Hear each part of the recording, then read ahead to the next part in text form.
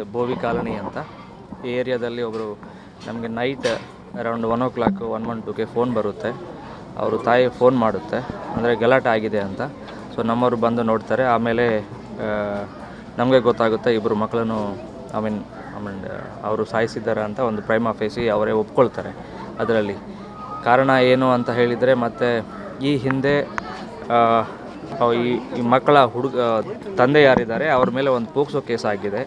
ಇದರಲ್ಲಿ ಯಾರು ತೀರ್ಕೊಂಡಿದ್ದಾರೋ ಮಗಳು ಅವರೇ ಕಂಪ್ಲೇಂಟ್ ಕೊಡ್ತಾರೆ, ಅವ್ರ ತಾಯಿ ಮತ್ತು ಅವರು ಕಂಪ್ಲೇಂಟ್ ಕೊಡ್ತಾರೆ.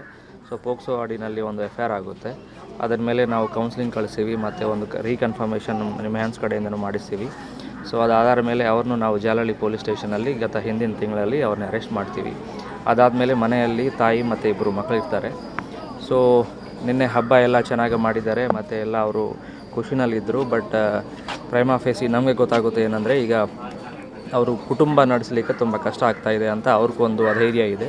ಸ್ವಲ್ಪ ಮೆಂಟಲಿ ಡಿಸ್ಟರ್ಬ್ ಆಗಿದ್ದಾರೆ, ಅಂದರೆ because of all this episodes ಏನಾಗಿದ್ದಾವೆ. ಸೊ ಹಾಗಾಗಿ ಅವರು ನೈಟೆಲ್ಲ ಹಬ್ಬ ಎಲ್ಲ ಮುಗಿಸಿದ ಮೇಲೆ ಅವ್ರಿಗೆ ಈಗ ನಾವು ಜೀವನ ನಡೆಸೋದು ತುಂಬ ಕಷ್ಟ ಆಗಿದೆ ಅಂತ ಹೇಳಿ ಒಂದು ಉದ್ದೇಶದಿಂದ, ಅಂದರೆ ಉಸಿರುಗಟ್ಟಿ ಇಬ್ಬರು ಮಕ್ಕಳನ್ನು ಅವರು ಸಾಯಿಸಿದ್ದಾರೆ. ಸೊ ಇದು ಪ್ರೈಮಾ ಫೇಸಿ ನಮಗೆ ಗೊತ್ತಾಗಿದ್ದ ವಿಚಾರ. ಸೊ ಅದಾದರ ಮೇಲೆ FIRನೂ ಮಾಡ್ತಾಯಿದ್ವಿ ಜಾಲಹಳ್ಳಿ ಪೊಲೀಸ್ ಸ್ಟೇಷನ್ ಲಿಮಿಟ್ಸಲ್ಲಿ.